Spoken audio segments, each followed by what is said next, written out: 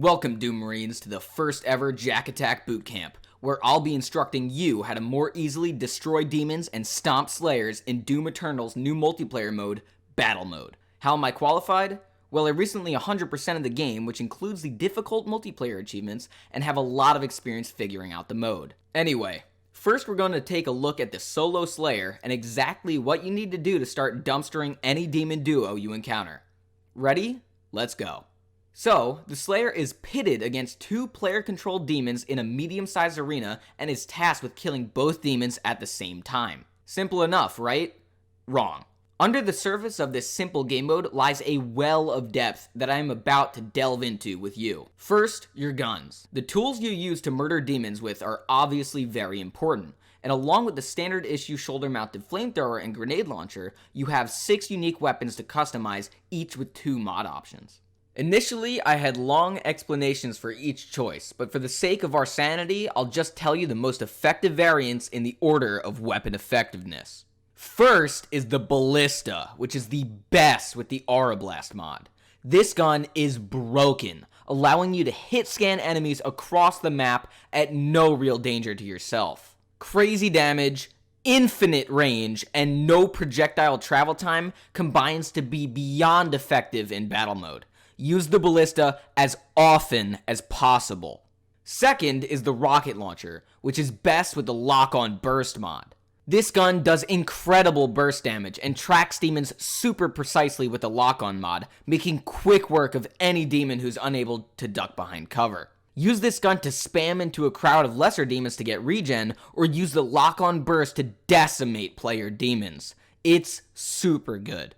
Third is the chain gun, which is best with the energy shield mod. This gun is a powerhouse cleanup tool that, along with the shield mod, allows you to face tank large amounts of damage while dishing out tons of your own. Use it to fight back against player demons getting up in your face, as well as to kill them while they're fleeing with low health.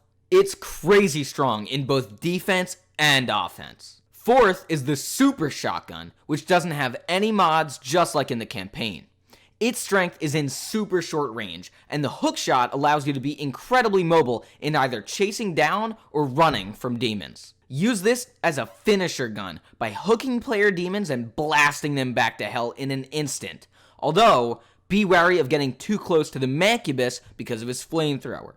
Fifth is the combat shotgun, which is the best with the sticky bomb mod. Since the super shotty is a better use of shotgun ammo, only use this gun to spam the 5 sticky grenades into a crowd at player demons. It's still great when using grenade spam, and can really easily finish off player demons this way, as well as clearing crowds of lesser demons for regen. It's pretty darn good, but remember, the super shotgun is even better. Sixth is the plasma rifle, which is best with the heat blast mod.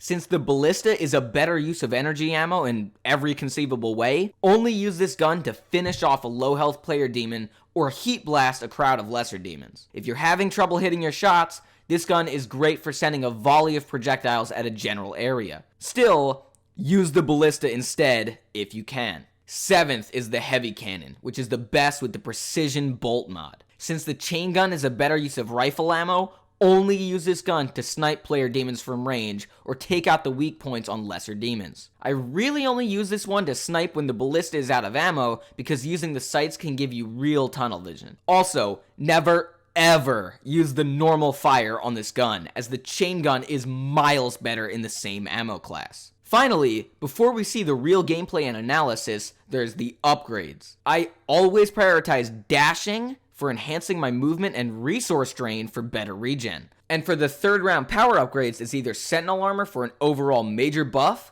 or Endless Rage to maximize damage whenever coming out of a chainsaw or glory kill animation. So, now that we know all that juicy good information, let's run through a game as a Slayer and see what I do in game to maximize the chance that I beat the demons.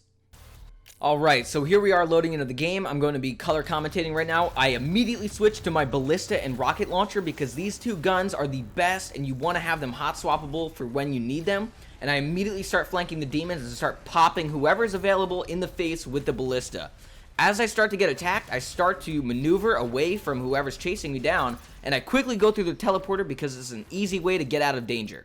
Now, I switch to my rocket launcher because the Ballista is low health, or ammo rather, and I lock onto this guy to do incredible damage. You see that he immediately went to critical. And now that the other one is chasing me, I go for the ballista shot, maybe? I don't get it, so I go for a chainsaw to get some ammo back because I know I'm out of ammo for it.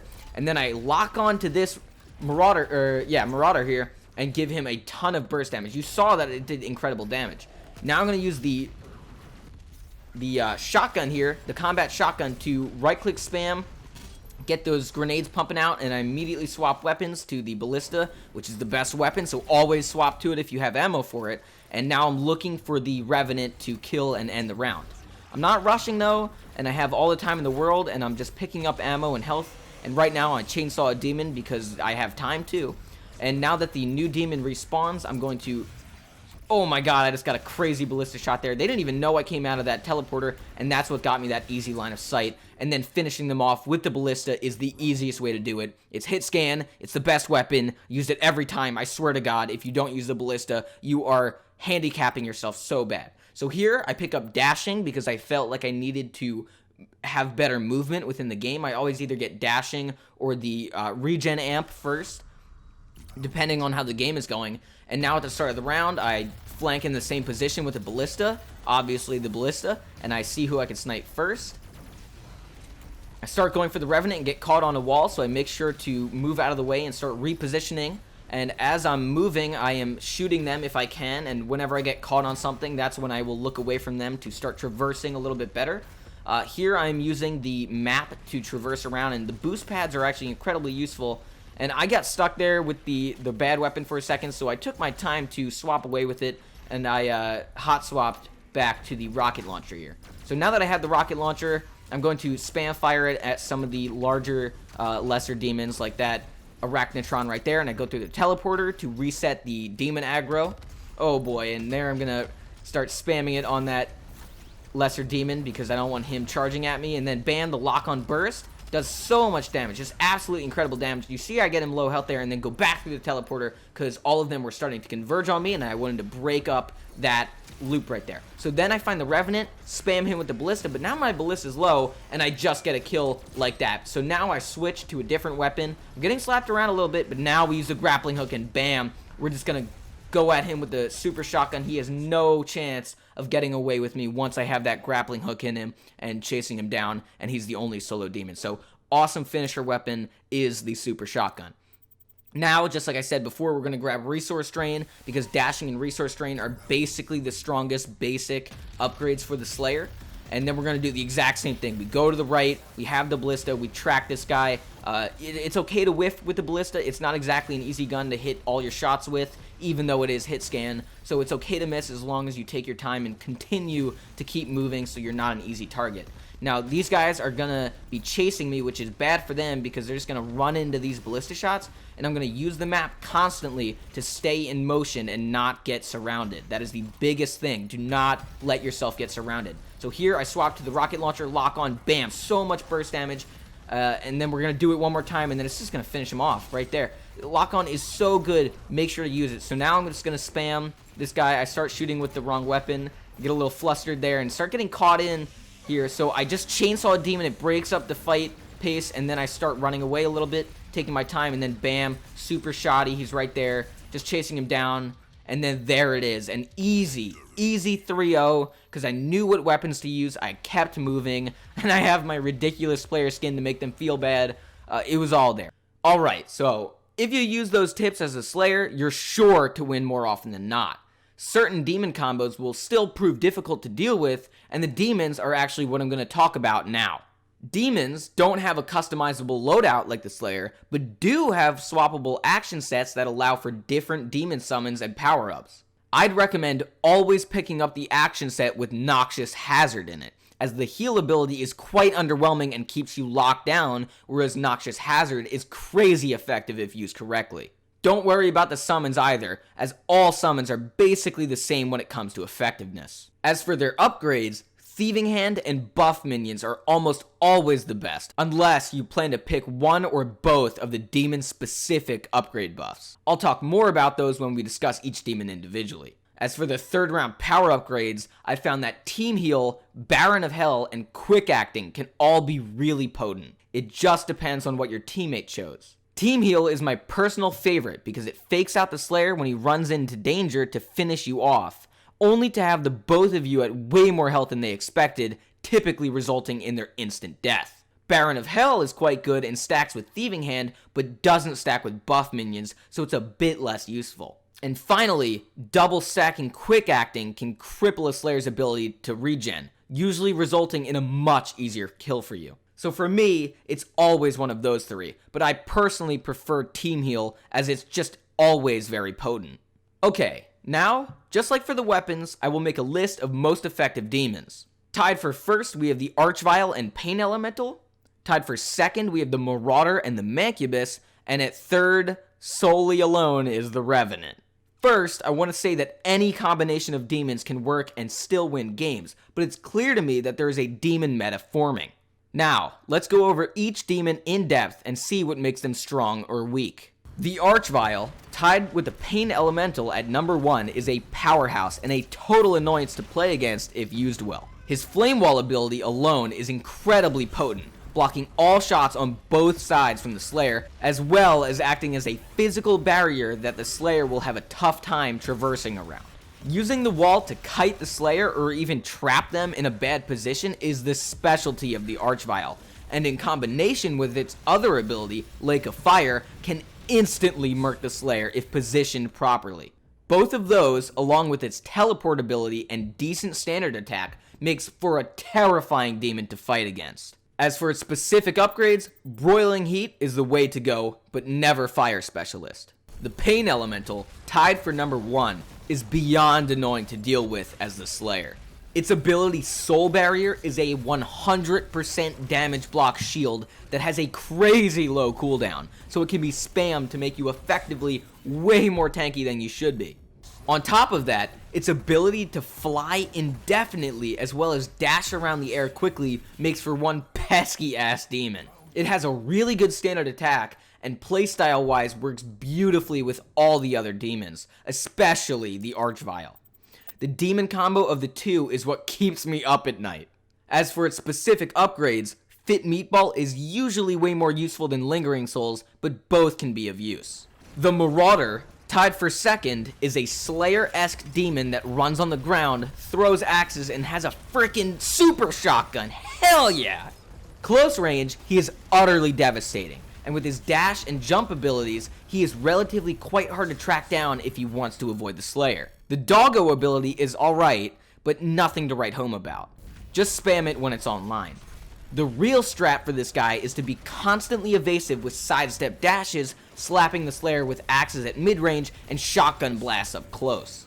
Don't be afraid to mix attacks up for maximum damage, and his best combo demon would probably be the Mancubus for the added tankiness as a meat shield and beyond terrifying damage up close. Its best specific upgrade is Bury the Hatchet, and the Doggo one can be basically completely avoided. The Mancubus, tied for second, is by far the tankiest demon and most devastating one in super close range. He has a great distance attack shooting globs of fire, but his real damage is with the flamethrower at point blank range. This shreds the Slayer's health and is the reason most Slayers will attempt to stay far away from you. The Smoke Bomb ability is great for confusing the Slayer in fights and allowing you to either escape or get in really close unnoticed. Don't forget that it has a double jump ability to let you traverse the terrain a little bit faster. Camping a teleporter with the flamethrower can also be uniquely powerful, forcing the Slayer to tank a ton of damage upon exiting it. Both of its specific upgrades, Quick Smoke and Hot Like Fire, are really strong, and they should be considered doubling down on. And finally, at last place is the Revenant, who's more like a pesky mosquito than a demon. Its strength comes in its ability to quickly maneuver with its jetpack and deal somewhat substantial burst damage with the Rocket Barrage ability. Sadly, with its really low health pool, very few defensive options, and mediocre normal damage, this guy is just free Slayer kills all day if they know how strong the Ballista and Lock-on Burst is with the rocket launcher. Luckily, both of its specific upgrades, Acrobat and Unstable Trigger, are really good, so almost always go for those. I'd say the best combo demons have to be the Archvile and especially the Pain Elemental because they can provide some cover for the Revenant to hide behind. Only play this guy if you got a teammate who knows what they're doing and will coordinate with you mid-game. To top it all off, my pro demon tips would include, number 1, use your abilities as often as possible, but save your noxious hazard and extra armor for select moments when you need them. 2, and one of the most important ones, don't expose yourself early game to long lines of sight to avoid getting slammed by ballista shots. 3, know your most effective range, for example, being point blank with the Mancubus's flamethrower. And 4, and possibly most important of them all, bring a buddy to help you in your demon conquest, because not being able to, converse and plan with your random teammate is definitely majorly detrimental to your ability to win most games. And that's it. There you go. This has been the Doom multiplayer battle mode guide, and I hope these tips are going to be helpful enough to increase your level of play in the game mode. I know that over time, this is exactly what I found out to be the most effective to boost my own ability to win. And yeah, I hope you guys liked the video. I hope you enjoyed.